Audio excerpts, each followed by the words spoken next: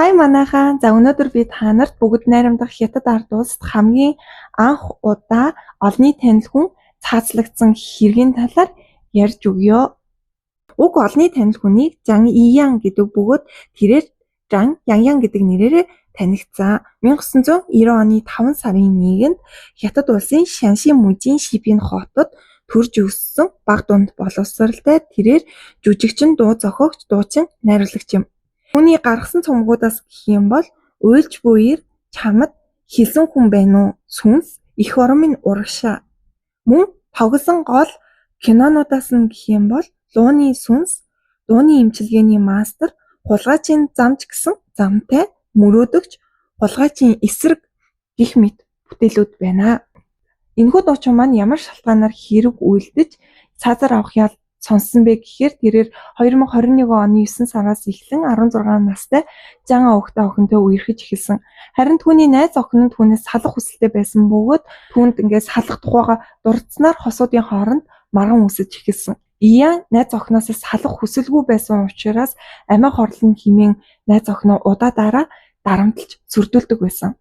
2022 оны 2 сарын 26-ны үдээс хойш Иян найз охин руугаа холбогдоод би төрсөн өдрөө тэмдэглэх гэсэн юм а чи надтай хамт төрсөн өдрийн минь тэмдэглээд өгөөч гэж худлаа яриад Шанши мужийн Шипин хотын ойролцох нэгэн ой руу найз охиноо дагуулan таксигаар явсан.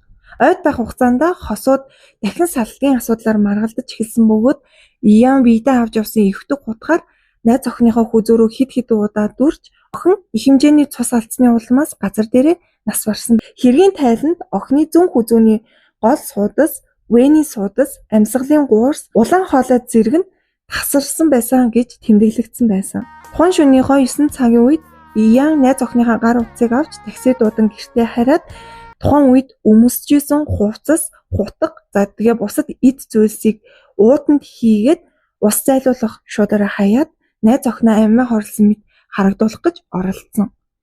Өөрөө харин нэгэн зочид буудалд амиа хорлохыг оролдсон ч энэ нь бүтлгүүдэж зочид буудлын ажилчид цаг алдалгүй цагдаа түргэн дуудснаар тэрээр эмнэлэгт хүргэгдэж удалгүй цагдаагийн газраас түүнийг баривчилсан байна. Шүүх хурлын явцад Ияныг туйлын хэрцгийгээр хохирогчийн амь насанд халдаж нийгэмд ноцтой сөрөг нөлөө үзүүлсэн буюу зориуд хүний амь насыг хороосон хэмээн үзэж цаазаар авах ял оногдуулсан. Нэгдүгээр шатны шүүхийн шийдвэрийг тэрээр давж заалцсан ч хоёрдугаар шатны шүүх өмнөх шийдвэрийг хэвээрүүлдэж 2024 оны 12 сарын 18-ны өдөр цаазын буудах ялыг гүйцэтгэж түүнийг удан хороосон байна. Энэхүү хэргийг 2025 оны 7 сард Шанши мужийн Шиян хотын ардын шүүх бүрэн судалж хэргийн тайланг олон нийтэд ил зарласнаар интернет орчинд маш олон хүмүүсийг зочирдуулахаас гадна маш их шууган тарьсаар байна. 说下的那么深，下的那么认真，倒映出我躺在手中的伤痕。